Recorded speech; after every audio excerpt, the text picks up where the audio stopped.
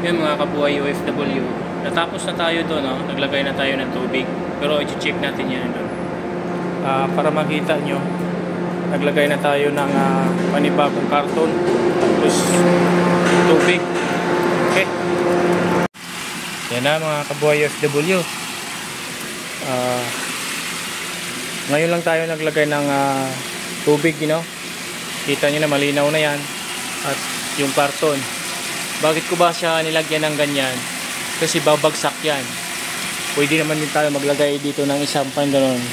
Mahirap din, mas maganda ang gano'n na lang, no?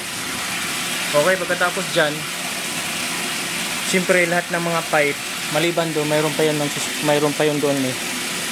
Iba din yung doon, kabali doon,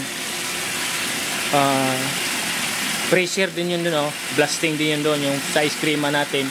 Pagkatapos ng magpiling ng ice cream, lalagay naman din yun sa blast filler nya, iba din yan. Bali, sa isang cooling tower, apat, pero yung sa pump motor, siya lang mag-isa, no?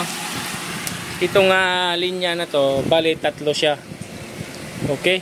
Tatlo ang yun nga, kasi wala siyang strainer.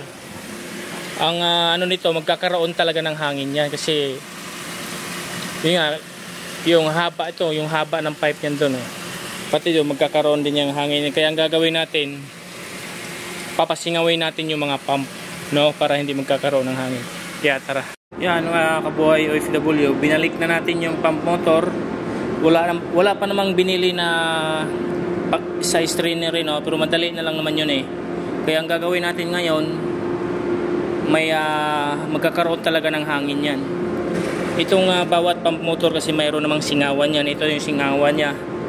Okay, gagawin lang natin, papasingawin lang natin yan hanggat mawala yung hangin niya, kasi pag nagkakaroon ng hangin niya, iba yung tunog ng pump motor natin. Hindi talaga siya solid na buo yung tubig na matatapon niya kasi nga magkakaroon siya ng hangin. Kapag nailabas natin yung hangin yan, yan, lakas niyan. Okay, kahit mga 15 seconds lang, paanohin natin yan. I-drain natin hanggat mawala yung hangin, hangin ng system natin. At saka naman natin papaandarin yung pump motor. Okay,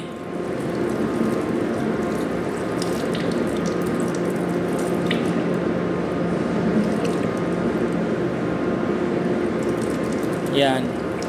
Okay, tapos testing tayo.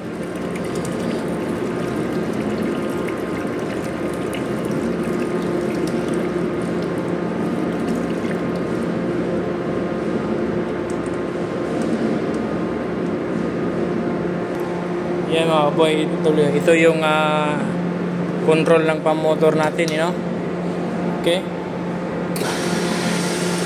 yan. Okay yung tunog kasi nga wala siyang hangin. Pero pag may hangin yan, iba yung tunog niyan.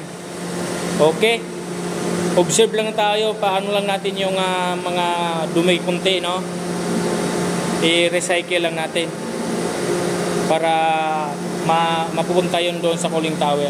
Okay, yun lang. Bye bye.